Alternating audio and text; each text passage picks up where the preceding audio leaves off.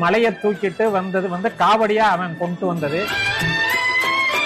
விரதம்ங்கிறதே நம்மளை நெறிப்படுத்துறதுக்கு தானே ஒழிய ஆண்டவனுக்கு இல்லை. அந்த 30 நாள் நம்ம நெறியோட இருந்தா நமக்கு நல்லது நடக்கும்ங்கிறது ஆண்டவனை சாட்டி நம்ம நல்ல உடம்ப வச்சுக்கிறோம். அதுதான் உள்ளது. எல்லாரும் நல்லா இருக்கு. அழகென்ற சொல்லுக்கு முருகா.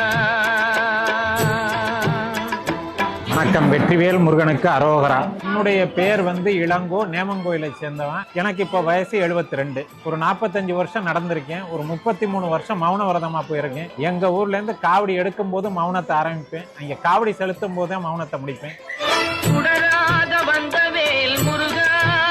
இந்த பழனி பாத யாத்திரைங்கிறது 1590 எங்க குமரப்பையாவால் தொடங்கப்பட்டது.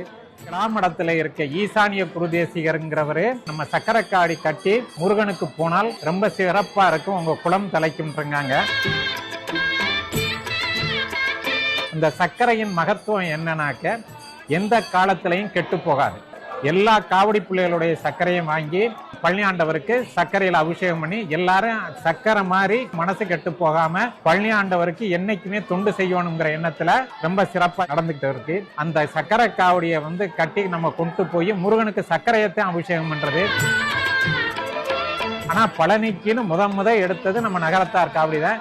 இது 426வது வருஷம் எங்க ஊர்ல இருந்து எடுக்கிறோம்.